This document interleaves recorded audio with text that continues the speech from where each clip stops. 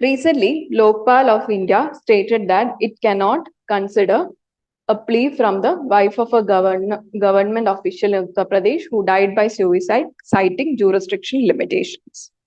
The official was allegedly pressured by superiors to sign completion certificates for central government's project under the Swadesh Darshan scheme. So, in this matter, we'll look into the Lokpal in detail. Okay, so there was a petition filed by wife of a deceased government official. Okay, so but the Lokpal denied or cannot said that it cannot consider the case due to its outside the jurisdiction. But what was the stand taken by the Lokpal was that they said that they will even after it is above their jurisdiction, they will transfer or they will send this to the Minister of Department of Tourism Secretary. Okay, so they said that they will do that. That was the stand. But this is not what we are concerned. We are concerned with the Lokpal jurisdiction. Okay, so Lokpal and Lokayukta, they are brought in the according to 2013 Act. Okay, if we trace the evolution in 1803 or 1800s itself, something like this, like Lokpal or Lokayukta was found in Sweden, etc. Okay. Then later, in many countries adopted such practices. This is something for functions as a ombudsman. Okay. Inquire into allegations of corruptions of public functionaries, etc. This is the main important function of Lokpal and Lokayukta. Okay, so this ombudsman was initially, if we trace the history, could be found in regard during the 1800s itself in Sweden and other countries.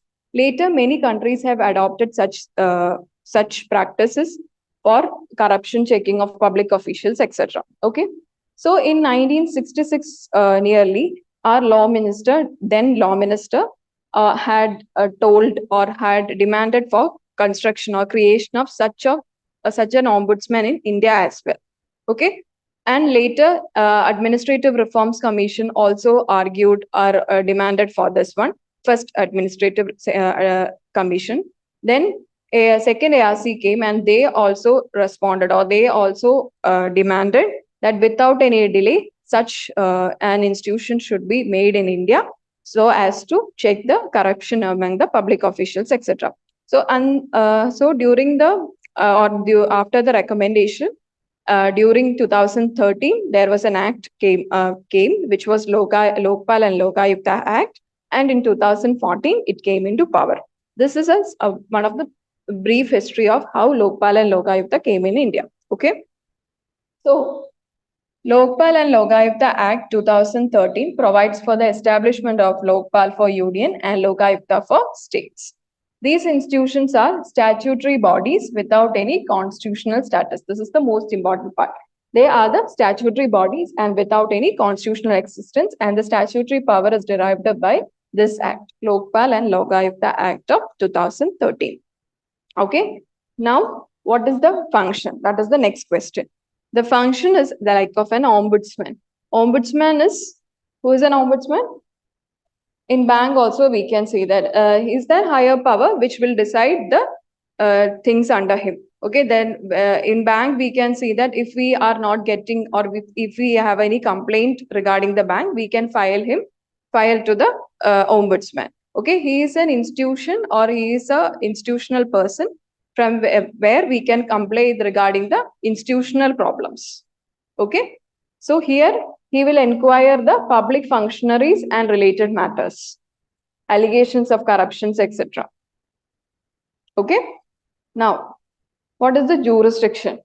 Jurisdiction is he can look into matters related to prime ministers and ministers, including members of parliaments, group A, B, C, D officers and the officers of central government. Okay, so mainly the executive, the legislature and the other offices. Legislatures include those in the MPs, etc. and also the higher levels. Group A, B, C, D officers all come under the jurisdiction. Okay. Now, what are in Prime Minister's case, there are exceptions on allegations of corruption. Jurisdiction of Lokpal included the Prime Minister except on allegations of corruption related to international relations, security, public order, atomic energy, and space. In these cases, that is security, public order, energy, atomic energy, space, international relations cases, Lokpal doesn't have any power on Prime Minister under his allegations of corruptions against these cases. Okay, and also when in case of ministers and MPs, Lokpal has no power against those said in Parliament or a vote given there. Parliamentary things come under the parliamentary privileges. That is why the Lokpal has no jurisdiction in matters relating to those things which are said in the Parliament or voting which is done in the Parliament. Clear? So first jurisdiction is related to Prime Minister and ministers. It includes our executive, judicial, executive legislatures and associated the officers, etc., and of the central government mainly. Okay. So when we consider the Prime Minister, the Lokpal and Lokayukta are mainly formed for analyzing the cases of corruption. But when we consider the Prime Minister, corruption cases related to international relations, security, public order, atomic energy, and space couldn't be or cannot be analyzed by the Lokpal. And also, when in case of ministers and MPs, the cases which are or the things said in the Parliament or votes in the Parliament cannot be considered as jurisdiction of Lokpal. Clear? Okay. Next one is related to civil servants and bureaucrats. It is jurisdiction also includes any person who is or has been in the charge of director, manager, secretary of any body or society set up by Central Act or any other body financed by central government. Okay. So it can or it has a jurisdiction of person who is and has been. Okay. Retired persons are also under the jurisdiction of him. Okay. Yes. Jurisdiction of Lokpal. The civil servants and bureaucrats are also under him. Why here Lokpal is, we are saying about Lokpal is Lokpal in the union level, that is central government level. Lokayukta in the state level. That is why those controlled by the central government or formed under central actors under the jurisdiction of Lokpal. Okay. Next one is Lokpal Act mandates that all public officials should furnish the assets and liabilities of themselves as well as their respective dependents. Why? To check corruption. Initially itself, they need to identify or they need to publish their assets and liabilities in initial time itself when they are in the service. Okay, to avoid corruption or to check the corruption.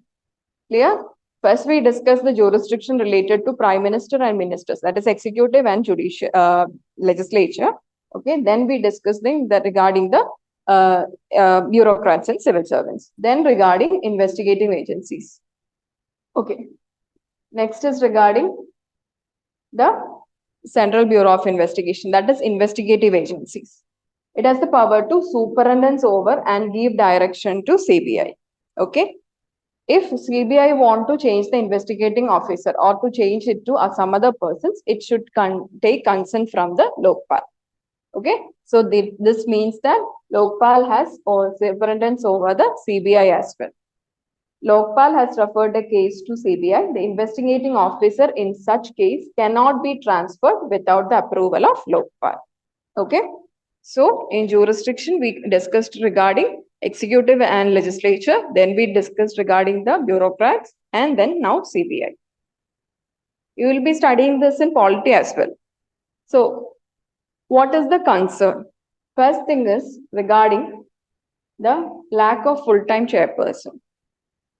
Okay, when we see the appointment or the composition of Lokpal, the composition of the Lokpal is appointed or the members of the Lokpal is appointed by a selection committee. Okay, and the selection committee is recommended by the search committee. In the selection committee, there will be Prime Minister, a leader of opposition, speaker of Lok Sabha, etc. Yes. So this means that the government itself are the people who are recruiting the chairman or the members of the Lokpal, right? This means that we are giving allegations, or the allegations against the government is checked by the Lokpal. But the members appointing the members of the Lokpal are the government only. This means that will there be any check and balance? The appointing members as well as the checking members, or those who are checked, are the similar ones. So there will be no checks regarding the Lokpal. It will question the effectiveness of the Lokpal, right? So also since 2022, there is no full-time chairman. Chairperson is usually a judicial person in the Lokpal case. Okay. So from May 2022, we can see that there is a fluctuation, or there is no full-time chairperson in the Lokpal. This is one of the problems. Next one is inaction in dealing with corrupt officials. According to Parliamentary Committee report, Lokpal has not prosecuted even a single person accused of graft till date. The major purpose of the Lokpal is to check or to prosecute the person who is having the allegation of corruption. But till now, according to Parliamentary Committee, no one has been prosecuted for the allegation. Okay.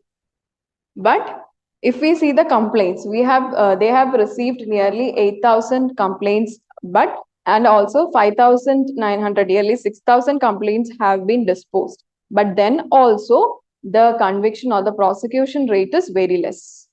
Okay, even after getting this much complaints, and also resolving the complaints according to the report, but the persons who are prosecuted under corruption is less.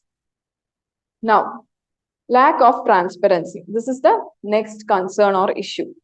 Some experts have also criticized the Lokpal's lack of transparency and accountability, which will even question its effectiveness and credibility, right? If the organization is not having any transparency, means the accountability or the credibility of the organization will also be questioned, right? So this is another issue of concern. Okay. What were the issues? First thing is regarding the appointment or the members and lack of full-time chairperson. The members are appointed by the selection committee whose constitution is, whose constitution is the government only, the executive PM, and also leader of opposition also there. But since the majority is of government, there be check and balances? No. We are analyzing the corruption of the government only, but the persons appointing them are also the same one. Okay, so there lies a question in the transparency or credibility of the organization. Okay, next issue is regarding the inability to deal with the corruption cases. According to parliamentary report, not even a single case has been reported in which the corruption has been prosecuted. Okay, but accordingly, according to another report or the data provided by the Lokpal office, they have got nearly 8,000 complaints, in which 5,000 have nearly 6,000 have already resolved. But then also no cases of prosecution of corruption has been reported. So this tells the inability or inefficiency in the Lokpal. Okay. Now, what is the way forward? First thing, what can we say? Regarding the appointment is the first thing, right? Regarding the appointment means if government is appointing, or we can say that there should be separate entity for appointing the Lokpal. So they should be strengthened in terms of functional autonomy and availability of manpower. This is another problem, or another problem was regarding the functional autonomy and also manpower. So we can provide them with functional autonomy and manpower. Okay. Next one is, one of the issue discussed was regarding the transparency. So greater transparency means more right to information and empowerment of citizens and citizen group is required for good leadership, and is willing to, if it is willing to public scrutiny, means the transparency could be ensured, right? So this is another step through which the efficiency of Lokpal could be increased. Next is as we said that it should be functionally autonomy and also financially and as well as administratively autonomy should be given. Okay, so this is another way forward. Okay, appointments we discussed, right? Lokayukta and Lokpal appointments must be done transparently so as to minimize the chances of wrong sorts of people getting in. Often we can see that there is a political will in appointment. Why? Because the selection committee and even the search committee are also related to political parties, even government. So mostly we can see the appointments can also be of a political will. Okay, this also impairs the actual purpose for which the Lokpal was constituted. Okay, these are some of the way forwards. Clear?